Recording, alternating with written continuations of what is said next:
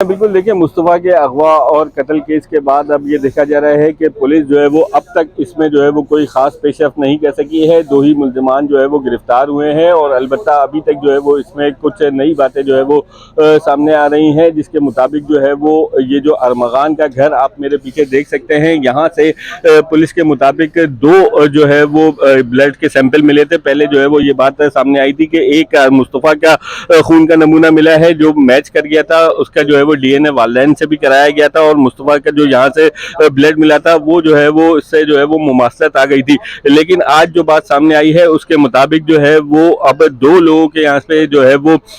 मिले हैं खून के नमूने, जिसके बाद जो है वो दूसरे पे ये शक जाहिर किया जा रहा है कि वो जो है वो मुमकिना तौर पर इस कॉल सेंटर के अंदर काम करने वाली लड़की जिसका नाम अंजलीन है उसका हो सकता है। अलबत्ता अभी तक जो है वो उसकी तलाश पुलिस नहीं कर सकी है। जैसी उसकी तलाश हो जाएगी और वो मिल जाएगी तो उससे जो है वो खून के नमूने जो है वो क्रॉस मैच करवाए जाएंगे, डीएनए जो है वो उसका मैच हो जाएगा, तो उससे जो है वो ये बात सामने आएगी या तो वो इस केस में जो है वो मुतासरा है या फिर जो है वो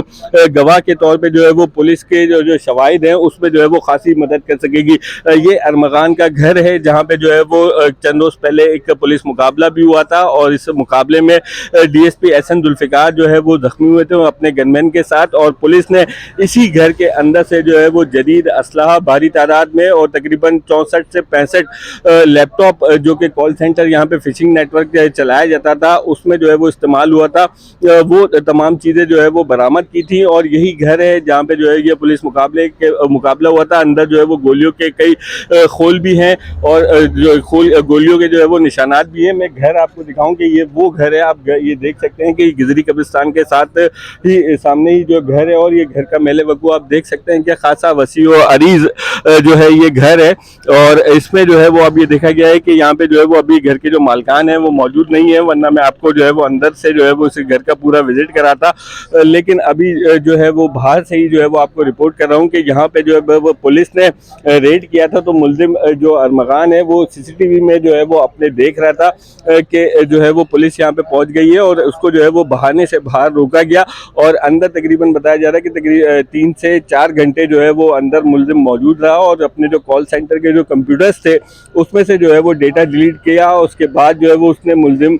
ने जो है वो पुलिस पर फायरिंग की और मुकाबला हुआ। उसके बाद जो है वो तमाम तर जो केस है वो आगे बढ़ता चला गया।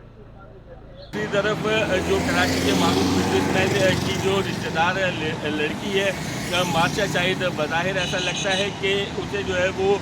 पुलिस ने क्लीन चिट देने की तैयारी कर ली है, क्योंकि अभी तक की तफ्तीश में जो है वो पुलिस हुकाम ये बता रहे हैं कि उसके जो है वो कोई भी मुलविस होने के शवाहिद नहीं मिले हैं। उनसे जब सवाल किया गया कि इंटरपोल के जरिए रब्ता किया गया है मार्शा शाहिद की गिरफ्तारी या फिर पाकिस्तान वापसी के लिए, तो उससे जो है वो कोई जो है वो वाज़ेह जवाब नहीं मिल सका है। अलबत्ता ये देखा जा रहा है कि आज जो है वो उसकी कब्र कुशाई के लिए जो है वो दरख्वास्त दी गई थी, वो जो है वो मंजूर हो जाएगी तो उसकी कब्र कुशाई जो है वो आज किसी या फिर कल जो है वो मुमकिना तौर पे की जाएगी। और फिर इसके बाद जो है वो जो इसके सैंपल्स हैं मुस्तफ़ा के ब्लड के और जो दीगर डीएनए सैंपल्स हैं वो भी वहाँ से इकट्ठे किए जाएंगे। तो बज़ाहिर ये ज़ाहिर हो रहा है कि जिस तरह से मार्शा को